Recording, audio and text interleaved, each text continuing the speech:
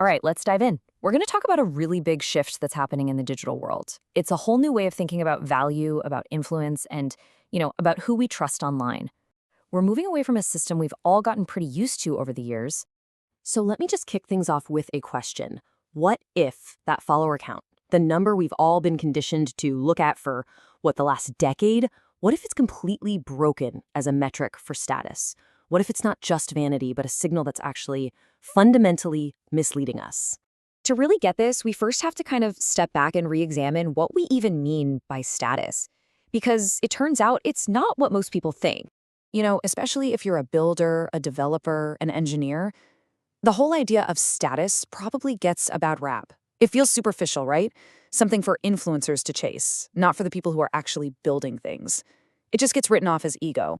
But here's a different take. What if that's the wrong way to look at it entirely?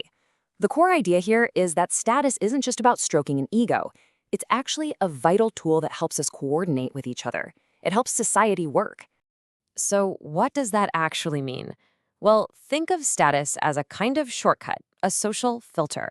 It's what helps us make a quick judgment call on who's likely competent, who's proven themselves to be reliable, and, this is a big one, who actually has something to lose, who really has skin in the game. For the last 15 years or so, we've had one main way of measuring this online. Let's call it the age of audience. I mean, think about it. Ever since social media platforms blew up and their algorithms took over our feeds, one number has pretty much defined everything: the size of your audience. If an algorithm pushes someone with 1 million followers in front of you, the signal is clear. This person must be important. That became the default way we measure digital status. But, this system has some pretty serious cracks in it. The metrics are totally inflationary and, let's be honest, incredibly easy to game. You can literally just buy followers. You can farm engagement. And what that creates is a system where someone's visibility has almost nothing to do with their actual skill. It's a system that rewards being the loudest voice in the room, not necessarily the most correct one. So, to break it down, this whole audience model is built on one thing: viewership. The signal is just an algorithm. It's a piece of cake to game it, and it values noise over actual substance. But what's the alternative? And this is where things get really interesting. We're starting to see a totally new model emerge, a different way to think about status, one that's based not on your audience, but on something called provenance. Okay, so what is provenance? It's actually pretty simple. It's the verifiable history of your actions. It's not about who's watching you. It's about what you have provably done, recorded in a way that nobody can go back and change. And that's the heart of it right there. In this new world, especially in Web3 communities, status is being completely flipped on its head. The question is no longer, how many followers do you have? It's now, show me your track record. And this isn't some abstract idea. We're talking about real, concrete, provable actions. Did you actually show up and vote in that critical governance proposal? Did you have the conviction to hold an asset through a brutal market crash? Did you successfully deploy and execute that smart contract? These things leave a trail, an immutable record. Now let's look at this comparison again, because the difference is it's night and day. The audience model is based on viewership. The provenance model is based on action.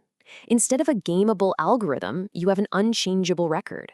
It is so much harder to fake this stuff. You can't just go out and buy a history of being an early supporter. And crucially, it values being right over just being loud. So you see, this isn't just a new way to measure popularity. This shift fundamentally changes how we build and establish trust in a digital world. Look, in the real world, we build trust slowly, right? It's based on tons of interactions over a long period of time. Our reputation is personal. But online, where we're often anonymous or pseudonymous, we need a different way. We need a substitute for that long, slow process. We need verifiable proof. And that's exactly what an on-chain history gives us. It's the digital version of a long-term reputation. When you look at a wallet's history, you're not just seeing random numbers. You are seeing a literal, verifiable proof of work. So as we wrap things up here, the main idea is actually pretty simple, but it's really powerful. We are moving from a system that values eyeballs to one that values actions. This quote from the source material just nails it. A huge audience, that's just marketing. It can be bought, it can be manufactured. But a verifiable history of doing meaningful things, that's reputation. and reputation has to be earned. So if there's one thing to take away from all this, it's this. The next time you're trying to figure out if someone is credible online, stop looking at their follower count. Instead, look at their actions. Look at what they've verifiably put their name on, what they've signed with their keys. And that kind of leaves us with a final thought, a question to chew on.